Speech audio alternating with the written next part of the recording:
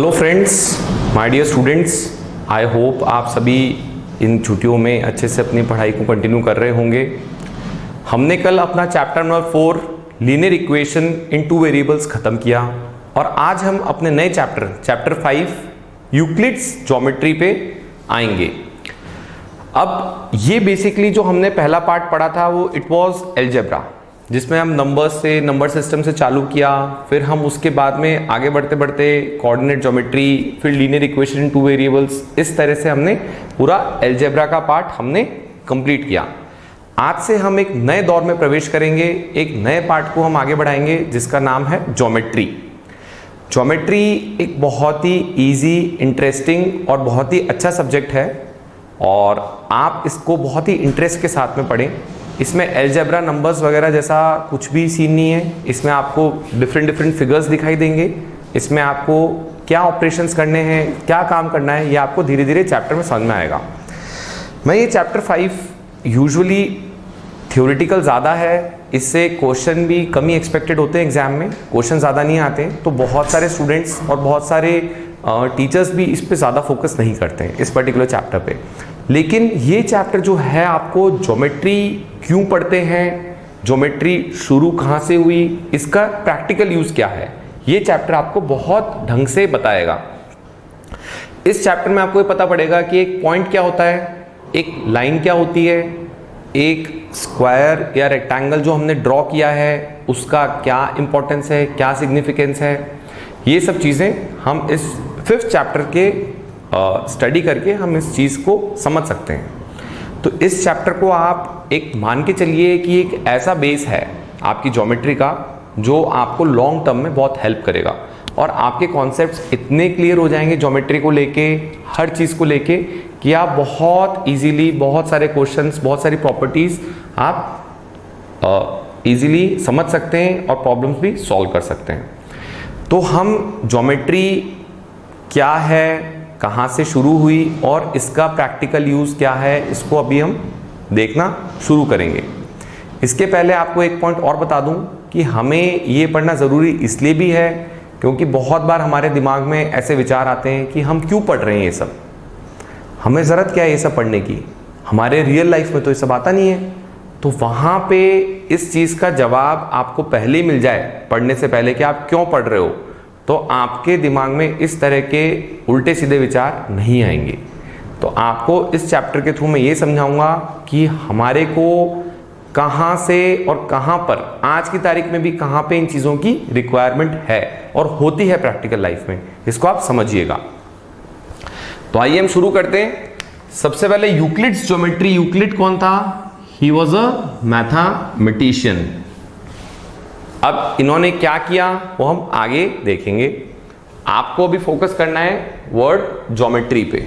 Geometry basically 2 word से बना है, जियो प्लस मेट्रिन। जियो का मतलब है अर्थ, मेट्रिन का मतलब है टू मेजर। मतलब जियो का मीनिंग हुआ अर्थ, अर्थ मतलब हमारी धरती, और मेट्रिन का मतलब हुआ टू मेजर, उसको नापना। तो बेसिकली अपने जब सिविलाइजेशन शुरू हुई थी पुराने ज़माने में, इजिप्शियन सिविलाइजेशन बहुत ही फेमस सिविलाइजेशन थी।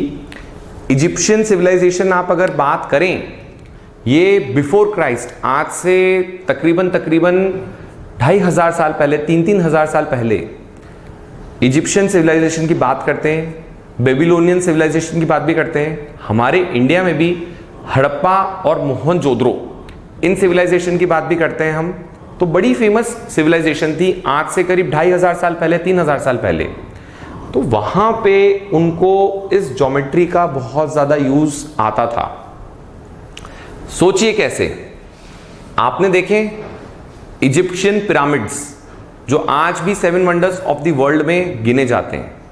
पिरामिड्स की शेप देखिए आपने, किस तरह से पिरामिड्स अपने खड़े हुए हैं, है ना। तो आप ये समझिए कि उस टाइम पे इन पिरामिड्स को कैसे इन्होंने कंस्ट्रक्ट किया होगा, कैसे बनाया होगा। तो ये सब उन्होंने ज्योमेट्री के प्रिंसिपल्स को यूज करके ही सब चीजें बनाई हैं। एक बहुत प्रॉब्लम आती थी इजिप्ट में। इजिप्ट जो अफ्रीकन नेशन है, यहां से चलती है रिवर, कौन सी? River Nile. रिवर कौन सी है? नाइल। नील नदी बोलते हैं इसको।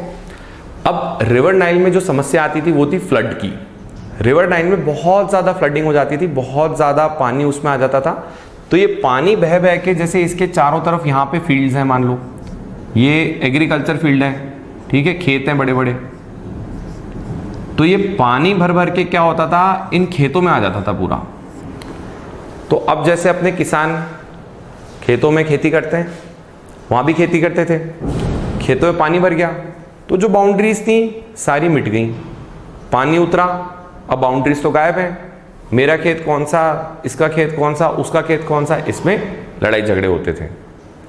तो अब उनको ज्योमेट्री का बहुत ज़्यादा यूज़ आया, क्योंकि उस टाइम ऐसा कोई मैप्स तो होते नहीं थे। कोई ऐसा नहीं गूगल मैप से अपन ने देख लिया या अपन ने ऑनलाइन नक्शे डाउनलोड करके देख लिए या इस तरह से कागज़ पे उनकी ड्राइंग बनी हुई है कि हाँ यहाँ से अपन नापेंगे। भाई रिवर पूरी की पूरी साइड ही चेंज कर ली, फ्लडिंग हुई, रिवर ने अपना रास्ता चेंज कर लिया। पहले ऐसे बह रही थी, अब रिवर पूरी ऐसे बहने लग गई। पहले यहाँ से जा रही थी, अब यहाँ से जाने लग गई। समझ रहे हैं? तो अब किसके खेत कौन से थे कुछ पता ही नहीं, आपस में लड़ रहे हैं। ये मेरा खेत था, वो बोलता है ये मेरा खेत था, यहाँ मेरा खेत था, वो बोलता है नहीं नहीं तुम्हारा खेत तो पानी के अंदर चला गया। तो ऐसी चीज़ों में ज्योमेट्री का प्रैक्टिकल यूज इनको बहुत ज़्यादा आता था। अब अपन बात करें अपने हड़प्पा और मोहनजोदारो। हड़प्पा और मोहनजोदड़ो सिविलाइजेशन जो थी, बेसिकली ये पाकिस्तान और अपने पंजाब हरियाणा के एरियाज में पूरी सिविलाइजेशन डेवलप हुई थी। इसको अपन बोलते थे इंडस वैली सिविलाइजेशन। ये सिविलाइजेशन काफी डेवलप थी अपने समय के हिसाब से। अगर इन्होंने, जब हिस्टोरियंस ने वहां पे एक्सकेवेशंस किए, खोद के देखा, तो इन्होंने पाया कि वहां जो रोड्स थी, रोड्स एकदम 90 डिग्री पे कट थी। ये चौराया यहां से ऐसे चली, ये इस तरह से रोड्स इस तरह से डेवलप थी। यहाँ पे एक और चौराया आ गया, यहाँ रोड डेवलप हो गई, ये आगे ऐसे मुड़ रही है, इस तरह मुड़ रही है। समझ रहे हो? तो ये सारे कट्स किस पे थे? 90 डिग्रीज पे।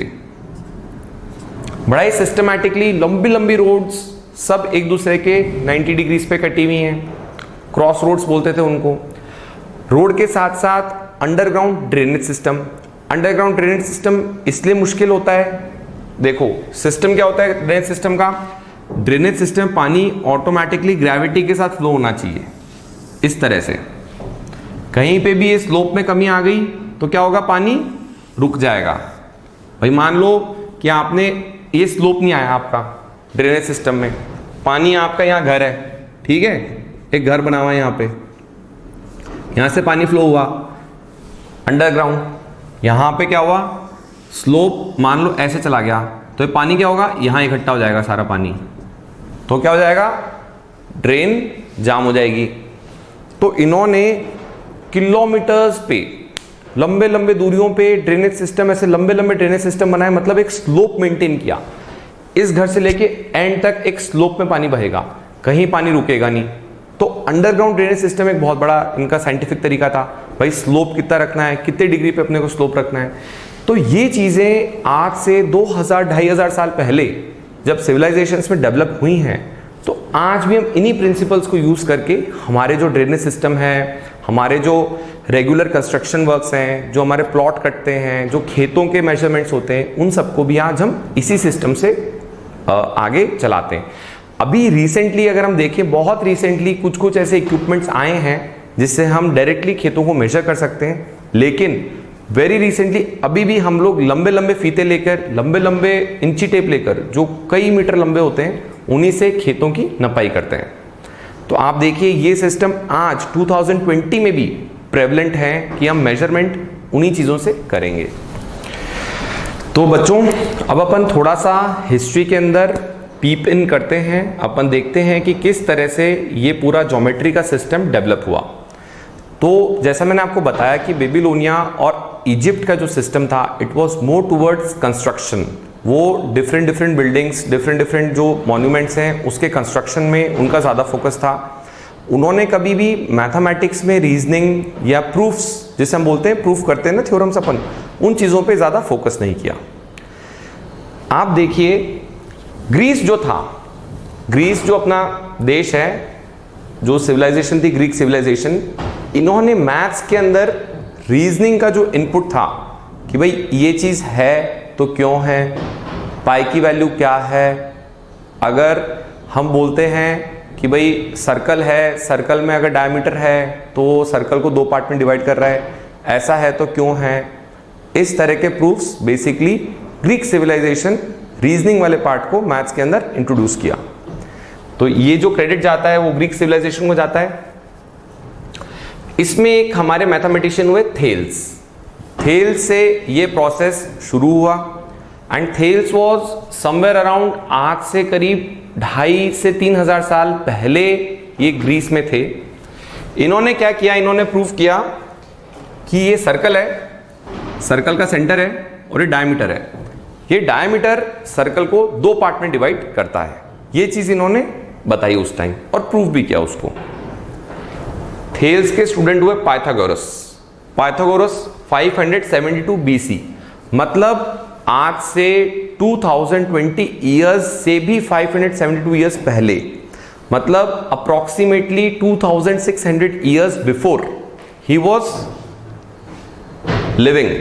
आज से 2600 साल पहले ये जीवित थे, तब उन्होंने पाइथागोरस थ्योरम दी थी, जो आज भी हमारी ट्रिग्नोमेट्री और हमारे मेजरमेंट्स, एरिया के मेजरमेंट्स और पता नहीं क्या क्या चीजों में, हर चीज में बेस है। Pythagoras theorem is very very famous. आपको पता है कि राइट एंगल ट्राइंगल में ही यूज होती है, किसी और ट्राइंगल में यूज नहीं होती है। This is 90 degree. आपको पता है this is hypotenuse, this is base and this is perpendicular. तो ये जो हम पाइथागोरस थ्योरम पढ़ते हैं, आज से 2600 साल पहले इसका इजाद हुआ था। ठीक है, हम क्या पढ़ते हैं, hypotenuse square is equals to base square plus perpendicular square. तो ये है, ये किस चीज के लिए वैलिड होती है, it is valid only for right angle triangles. किसी और ट्रायंगल में ना लगाइएगा, बहुत इंपॉर्टेंट कॉन्सेप्ट है ये पाइथागोरस थ्योरम। तो ये होते थे थेल्स के स्टूडेंट। फिर इवेंचुअली करीब 200-300 साल बाद अलेक्जेंड्रिया एक जगह थी इजिप्ट के अंदर, वहां मैथ्स टीचर हुए।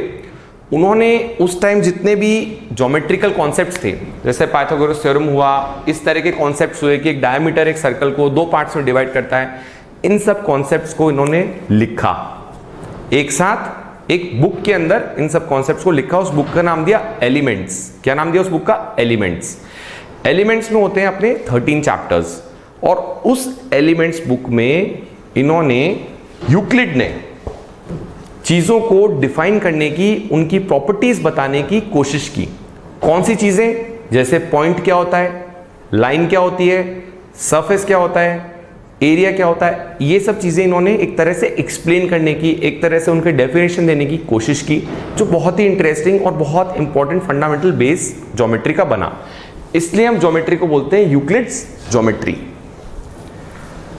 तो बच्चों, यूक्लिड जो था अपना मैथमेटिशियन अलेक्जेंड्रिया इजिप्ट के अंदर, उन्होंने जो बुक लिखी एलिमेंट्स, जिसमें 13 चैप्टर्स थे, हमें ये याद नहीं करनी है। बेसिकली ये सब चीजें हमें याद नहीं करनी है, आप समझिए उस बुक के अंदर क्या क्या पॉइंट्स थे। यूक्लिड ने सबसे पहले बताया व्हाट इज अ सॉलिड। आपके पास एक सॉलिड होता है, एग्जाम्पल के लिए अपन ये ले लेते हैं example. For example this is the bottle, ठीक है, इंक की बॉटल है, यहीं पड़ी थी मेरे पास में। This is example of solid, ठीक है। अ सॉलिड हैज शेप, इसका शेप होता है, yes, it has a size, this much is the size, इतना साइज है, और ये यहां रखा है तो इसकी एक पोजिशन है।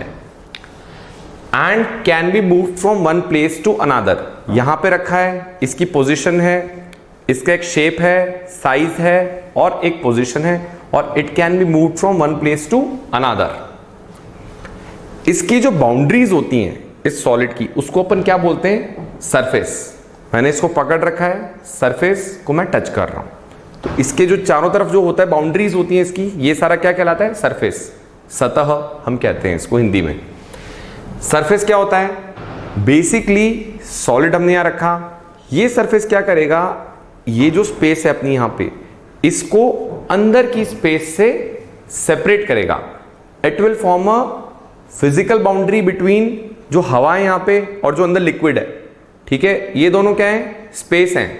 बेसिकली दो तरह के मीडियम है, यहां हवा है, अंदर इसके इंक है, लिक्विड है। इन दोनों को ये सेपरेट कर रहा है, दिस पर्टिकुलर सरफेस। और हम मानते हैं इसकी कोई थिकनेस नहीं है, मींस इसकी जो अंदर जो अपन थिकनेस मानते हैं उसको जीरो मानते हैं। थोड़ी बहुत थिकनेस होती है ऑब्वियसली, लेकिन हम उसको जीरो एज्यूम करते हैं। कर्व्स, हम बात करेंगे कर्व्स की। अब हम सरफेस को देख सकते हैं, ये पूरा कर्व्ड है। कैसे शेप में? सिलेंडर की शेप में।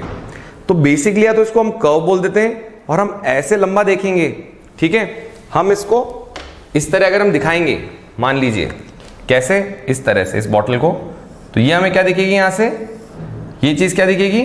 Straight line. क्या दिखेगा यहां पे? These are the straight lines. Straight line आपको समझ में आती है? ये अपन ने पढ़ा ना, स्ट्रेट लाइन। ये क्या है? ये एक स्ट्रेट लाइन है, ठीक है।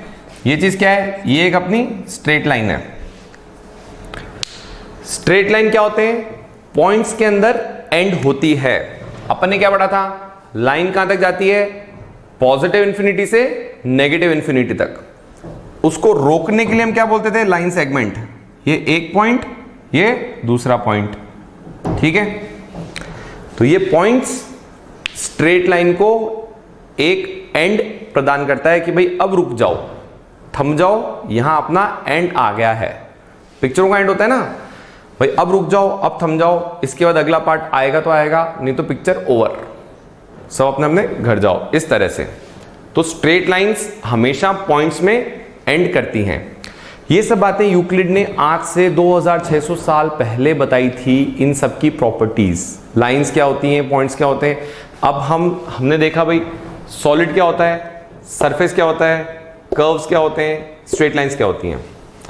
तो एक अपन छोटी सी डेफिनेशन अपन यहां पे बना सकते हैं कि भाई सबसे ऊपर आया सॉलिड, फिर क्या आया?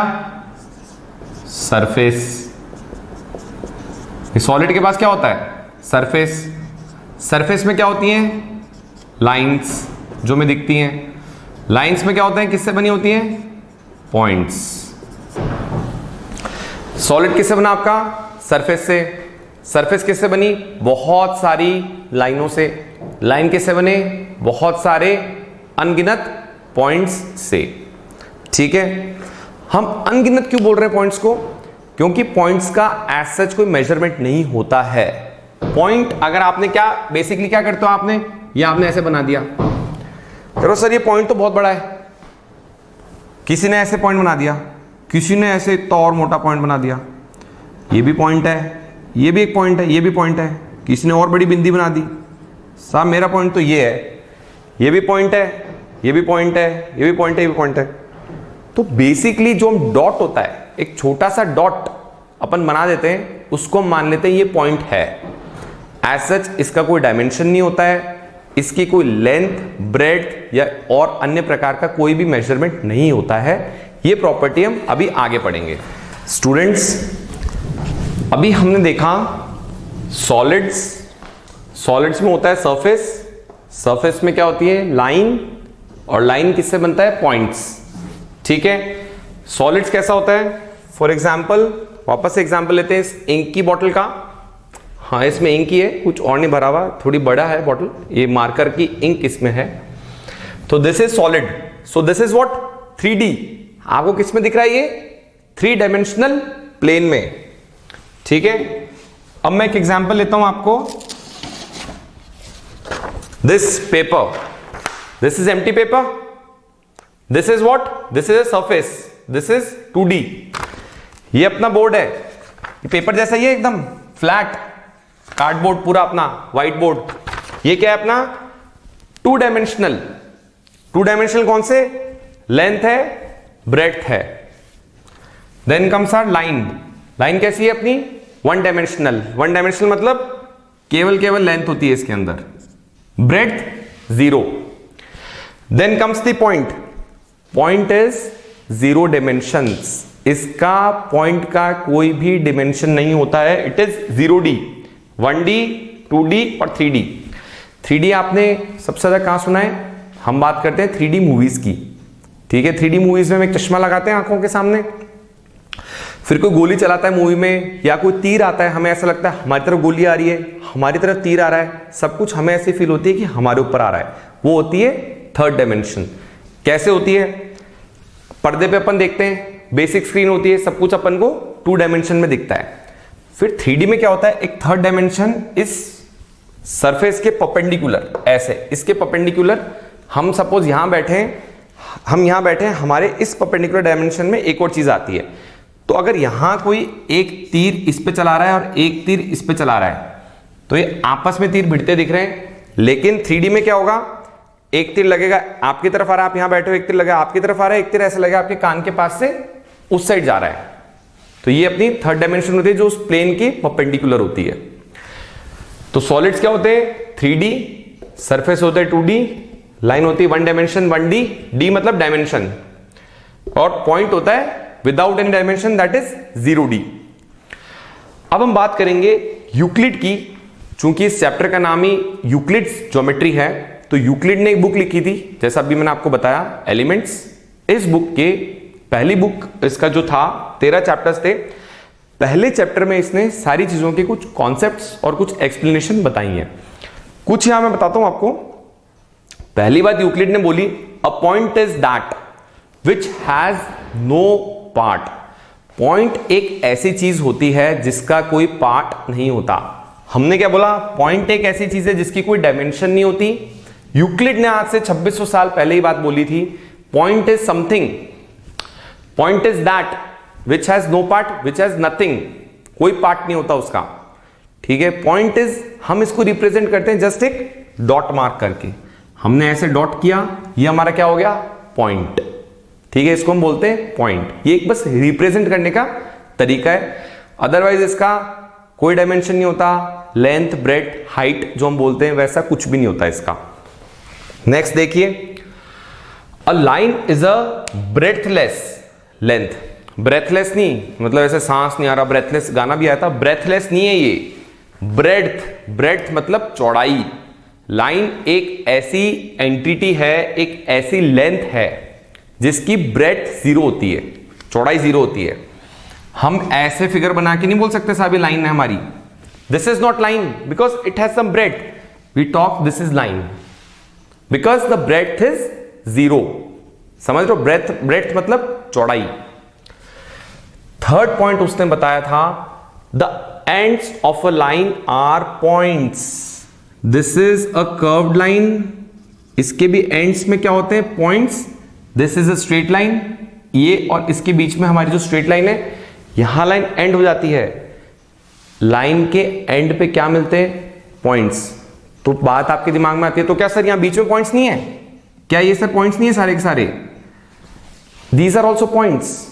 लेकिन हम एक एंड डिफाइन करेंगे, एंड पे भी पॉइंट्स होते हैं, बीच में पॉइंट्स होते हैं, इनफाइनाइट पॉइंट्स होते हैं आपकी लाइन में। सारी लाइन बनी आपकी पॉइंट से होती है, समझ रहे हो? लाइन के शुरुआत में पॉइंट्स होंगे, बीच में पॉइंट्स होंगे, लाइन बनती ही पॉइंट्स के माध्यम से है। पॉइंट एक ऐसी चीज होती है जिसका कोई पार्ट नहीं होता, जिसका कोई डिमेंशन नहीं होता, बस हम एक डॉट से रिप्रेजेंट करते हैं। इन डॉट्स को आप सीधे सीधे एक लाइन में अरेंज कर दोगे, एक पैटर्न में अरेंज कर दोगे, तो वो क्या बन जाएगी? सारे डॉट्स मिलके एक लाइन का फॉर्मेशन करेंगे। तो बात आती है, लाइन कितने तरह की होती है? लाइन का मतलब ये नहीं कि आपने सीधी लाइन बना दी तो लाइन हो गई। This is also a line, इसको क्या बोलेंगे? कर्व्ड लाइन, ठीक है। एक अपन ऐसे जिगजैग लाइन में बना सकते हैं, आप देखिए इस तरह की, this is a curved line only. Curves हैं इसमें, ऐसे ऐसे ऊपर नीचे कर्व्स हैं इसके अंदर। So basically curved line and there is straight line. Straight line के बारे में इसने बताया, स्ट्रेट लाइन वो लाइन होती है जिसके पॉइंट्स एक इवन पैटर्न में होते हैं, मतलब पॉइंट्स एक सेट पैटर्न में अरेंज होते हैं। इनफाइनाइट पॉइंट्स हैं इसके अंदर, छोटे छोटे छोटे छोटे इनफाइनाइट अनगिनत पॉइंट्स हैं इसमें, एक पैटर्न के अंदर सेट हैं। हम इनको देखते हैं, सारे पॉइंट्स को डॉट के माध्यम से डॉट डॉट डॉट डॉट करके रिप्रेजेंट करते हैं, तो एक स्ट्रेट दिखते हैं, एक पैटर्न के अंदर दिखते हैं, ऐसे जिगजैग जिगजैग नहीं दिखते। This is example of curved line. समझ रहे हो आप?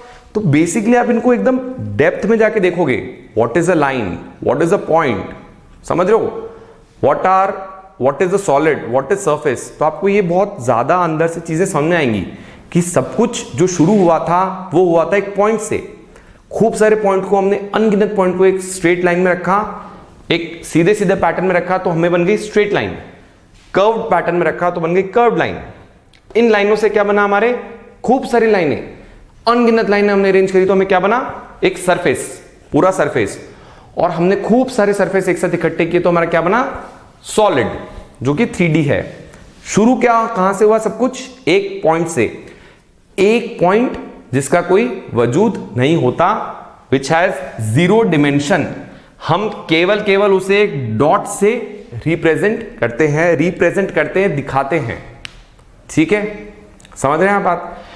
पॉइंट्स से बनी लाइन, लाइंस से बना सरफेस, सरफेस से बना सॉलिड्स। ये यूक्लिड ने कुछ प्रॉपर्टीज बताई थी। तो आपको कोई बोले लाइन, ये मत सोचना लाइन हमेशा एक स्ट्रेट लाइन ही होगी। स्ट्रेट लाइन अलग होती है, कर्व्ड लाइन अलग होती है। समझ रहे? जिगजैग लाइन भी हो सकती है, zigzag line, curved line, straight line. केवल डॉट्स किस पैटर्न में अरेंज होंगे उस बेसिस पे आप इसको डिफाइन करेंगे। स्टूडेंट्स, हम 5th, 6th और 7th ऑब्जर्वेशन जो यूक्लिड ने करी थी वो भी देख लेते हैं। यूक्लिड ने बोला a surface is that which has a length and a breadth. Surface है, क्या ये व्हाइट बोर्ड एक सरफेस है? Yes, it is a surface. क्या ये कागज एक सरफेस है? Yes, it is a surface.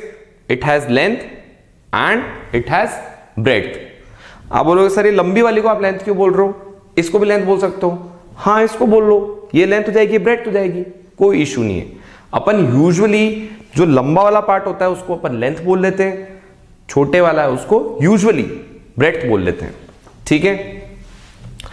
The edges of surfaces are lines. ठीक है, एजेस जो कोने होते हैं, इसके एजेस क्या है, ये एज है एक, ये क्या है, ये भी एज है, ये भी एज है, तो ये क्या है, दीज आर लाइंस। ठीक है, ये देखिए आप, ये आपका सरफेस है, इस पे कैसा सरफेस है, कर्व्ड सरफेस, घुमावदार सरफेस। क्या इसके एजेस लाइंस हैं? यहां पे देखिए, आप दूर से देखेंगे एजेस आपको क्या दिखेंगे, स्ट्रेट लाइंस। जब हम इसको बनाते हैं ऐसे, इसको ऐसे रख के अपन इस तरह के अपन फिगर बनाते हैं इसका, आप देखिए मैं बना के दिखाता हूं आपको। आपने इसको ऐसे रखा और अपन इसके सरफेस बनाते हैं, देखिए इस तरह से। ठीक है, ठीक है, ये देखिए जब आपने इसके साथ साथ लाइन घुमाई तो सरफेस के एजेस पे क्या है, लाइंस, दीज आर लाइंस। तो edges of a surface are lines. Plane surface क्या होता है, देखिए क्या ये प्लेन सरफेस है, कागज, this is a plane surface. ये कैसा सरफेस है, ये बॉटल देखिए, this bottle is a curved surface, this is a plane surface. तो प्लेन सरफेस क्या होता है, बेसिकली ये खूब सारी स्ट्रेट लाइंस हैं। प्लेन सरफेस कैसे बनाए, ये जो प्लेन सरफेस है अपना, ये खूब सारी स्ट्रेट लाइन से बनाए जो एक पैटर्न में, एक इवनली अरेंज पैटर्न में एग्जिस्ट कर रही हैं। तो ये अपना एक प्लेन सरफेस है। ये व्हाइट बोर्ड क्या है अपना, ये भी एक प्लेन सरफेस है। इसमें क्या खूब सारी लाइंस, आप समझ लो अनगिनत लाइन है, एक साथ एक पैटर्न में अरेंज्ड है, जिसकी वजह से हमें एक प्लेन सरफेस मिला है। तो बेसिकली हमने आज के चैप्टर में यूक्लिड की ज्योमेट्री, क्या यूक्लिड ने पॉइंट्स बताए, यूक्लिड ने सॉलिड्स के बारे में क्या बोला, सरफेस के बारे में क्या बोला, लाइन के बारे में क्या बोला, पॉइंट के बारे में क्या बोला, इनके डिमेंशंस, इनकी कुछ और बातें आपको बताई हैं। देखिए इस चैप्टर में इंपॉर्टेंट बात यह है कि आप हर चीज डिफाइन नहीं कर पाएंगे, आप सबसे जो बेसिक यूनिट है सॉलिड का, सबसे बेसिक यूनिट होता है पॉइंट। किसी भी चीज का सबसे बेसिक यूनिट, इस पूरे यूनिवर्स का बेसिक यूनिट पॉइंट है। आप उसी को भी डिफाइन नहीं कर सकते। तो कई चीजें हमारे सोच की, विचार की और हमारी इमेजिनेशन की, और जितना हम उसको इमेजिन कर पाएंगे उस पर डिपेंड करेंगी। तो ये बेसिकली आपको अंडरस्टैंडिंग के लिए पूरी की पूरी हमने चैप्टर 5 यूक्लिड ज्योमेट्री हमने स्टार्ट किया है। ठीक है, तो बेसिकली हम एक बात कहेंगे सबसे इंपॉर्टेंट, ज्योमेट्री में हमारा पॉइंट, ठीक है, हमारी लाइन और हमारा एक प्लेन, पॉइंट, लाइन और प्लेन, इनको हम अनडिफाइंड रखेंगे। इनकी कोई ऑफिशियल डेफिनेशन नहीं है, क्योंकि पॉइंट इटसेल्फ की कोई डेफिनेशन नहीं है। हमने क्या बोला था आपको, पॉइंट को क्या मानेंगे, point is just a dot. ठीक है, आप इस डॉट को बड़ा भी बना सकते हैं, ठीक है, आप इसको एक छोटा सा और भी बड़ा पॉइंट बना सकते हैं। This is also point. ये क्या है, ये भी एक पॉइंट है, ये भी एक पॉइंट है, ये भी एक पॉइंट है। जब आपका पॉइंट ही डिफाइंड नहीं है तो आपकी लाइंस भी डिफाइंड नहीं हो सकती, तो आपका सरफेस यानी कि प्लेन भी आपका डिफाइंड नहीं हो सकता। तो आप इस चीज को समझिए, इस चीज को ध्यान में रखिए, और ये जो मैंने थोड़े बहुत कॉन्सेप्ट्स आपको बताएं, इसको थोड़ा सा आप रिवाइज करिए, इमेजिन करिए। It's very easy to understand. तो हम इसी के साथ नेक्स्ट क्लास में यूक्लिड ने और क्या क्या इंपॉर्टेंट बातें बताई थी, आपकी इमेजिनेशन को will try to explore, will expand and will try to form a different kind of imaginative world with respect to geometry in the next class. Thank you guys. I hope you keep on studying. Do well.